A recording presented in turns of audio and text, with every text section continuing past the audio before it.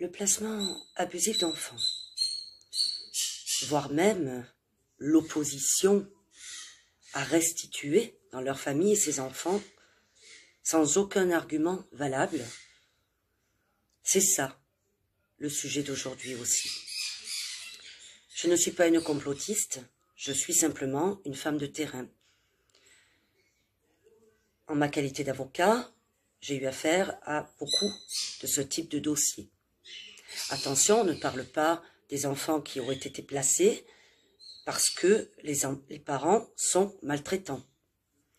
On parle de ces enfants, comme mon confrère Michel Amas, que je ne connais pas, mais que je salue pour son courage pour dénoncer ces faits. Eh bien, dans les dossiers que j'ai eu à traiter, on s'aperçoit très très souvent que le dossier est totalement vide.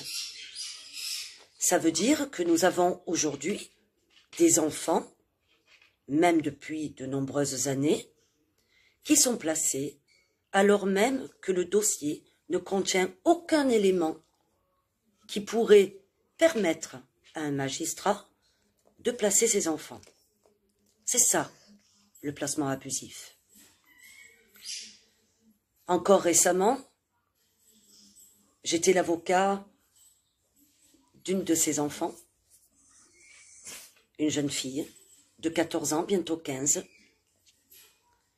qui est placée depuis quelques années. Et voyez-vous,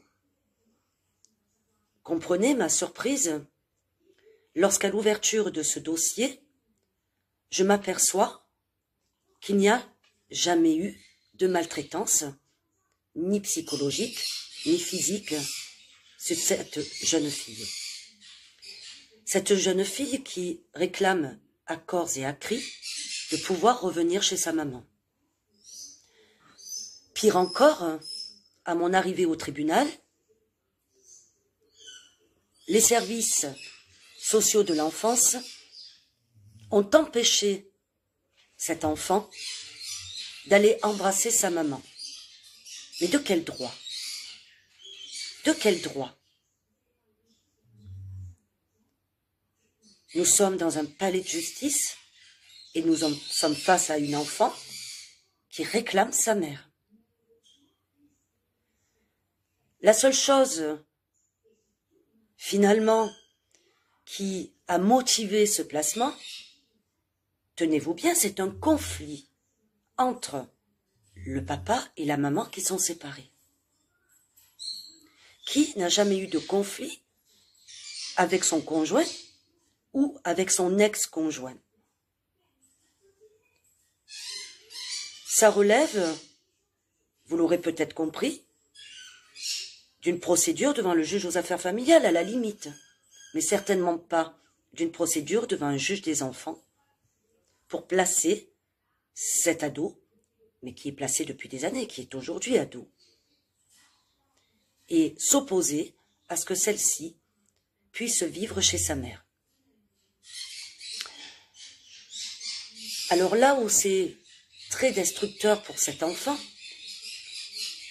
au-delà de ce que vous pouvez imaginer déjà par rapport à ses sentiments, c'est qu'on vous dit que c'est pour pouvoir permettre à ses enfants de se construire, alors qu'en réalité, on est en train de les détruire. Comment grandit cet enfant depuis son placement? Et quelle va être sa rage, sa haine légitime lorsqu'elle va avoir 18 ans et qu'il va falloir qu'elle évacue ça? Que va-t-elle faire de cette colère et de cette haine légitime? Eh bien, tout simplement, comme beaucoup d'enfants dans son cas, elle va s'autodétruire. Et on arrive à ces situations, on arrive à détruire nos enfants simplement parce que nous avons aujourd'hui des magistrats qui sont dépourvus de courage. Je vais m'expliquer. Dans ce dossier, j'ai beau relever que finalement, il n'y a rien qui puisse s'opposer à ce que cet enfant puisse aller vivre chez sa mère, mais on me rétorque qu'il faudrait qu'il y ait au moins un autre rapport d'expertise au jour où Madame le juge va statuer. Quand il n'y a rien dans le dossier, pourquoi on ne permet pas à cet enfant de retourner chez ses parents?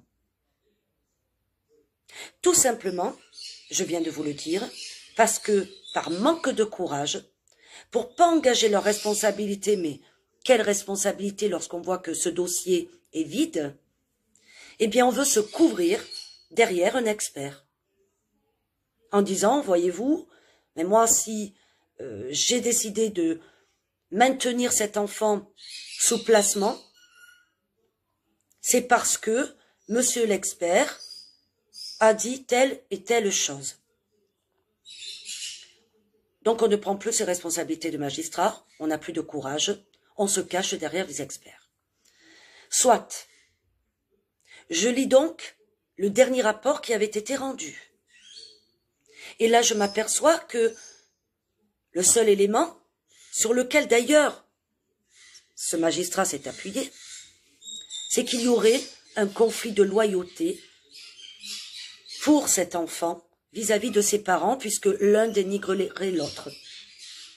Qui n'a jamais dénigré? Même nous, adultes, nous avons des conflits de loyauté, par exemple avec un couple d'amis qui divorcerait. Alors soit on coupe les ponts avec les deux, soit effectivement on va parler plus qu'à l'un et pas à l'autre, mais en tout cas à un moment donné, tous dans notre vie, on a eu à faire face à des conflits de loyauté en étant adultes. Comment demander à un enfant de ne pas en avoir? En tout état de cause, un conflit de loyauté chez un enfant ne l'a jamais détruit. En revanche, ce placement abusif, par manque de courage de certains magistrats, vont être totalement destructeurs pour cet enfant. À la sortie de cette audience très pénible pour tout le monde, mais surtout pour cet enfant et sa maman, l'enfant était en pleurs, elle voulait fuguer, et beaucoup veulent mettre fin à leur jour. Alors nous avons immédiatement averti cette magistrate du danger que cette décision allait représenter pour cet enfant, et figurez-vous que j'apprends que cette magistrate est malade, que sa décision de continuer le placement de cet enfant a été rendue, mais qu'il n'y a pas la motivation dans le jugement, donc le jugement ne peut pas être rendu. Ce qui permet de manière détournée de continuer à laisser cet enfant placé sans rendre de jugement contre lequel je pourrais former appel. Voilà la situation aujourd'hui. Cet enfant est placé, la magistrate n'a pas motivé le jugement, elle est manifestement malade, donc elle n'est plus au tribunal, peut-être est-elle rentrée au moment où je vous parle, et on ne peut pas faire appel d'un jugement parce qu'il n'a pas encore été rendu. Voilà quel est le sort réservé à beaucoup de nos justiciables.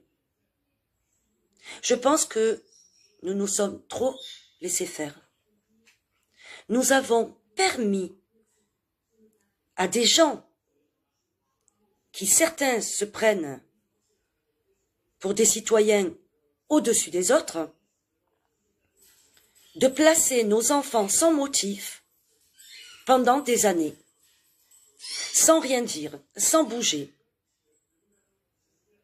Ça aussi, c'est un combat que va mener mon association Semper Fidelis auprès des institutions, parce que nous voulons un changement radical.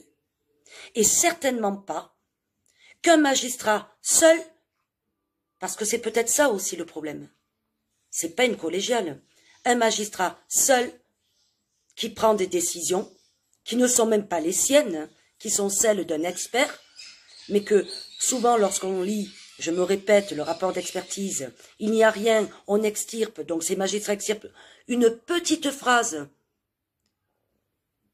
du rapport pour dire, voilà, je ne prends pas mes responsabilités de magistrat, je ne prends pas de risque, je suis un lâche, et donc, je maintiens le placement ou je décide du placement d'un enfant. Voilà où nous en sommes, mesdames et messieurs. Si vous voulez rejoindre notre combat, vous pouvez vous rendre sur la page Saint-Père Fidélis ou en tapant simplement mon nom, Sophia Albert comme le prénom, Salméron. Mais en tout cas, nous ne lâcherons rien concernant ces enfants. Je vous dis donc à très bientôt pour la suite, que j'entends donner à tous ces dossiers. À très bientôt.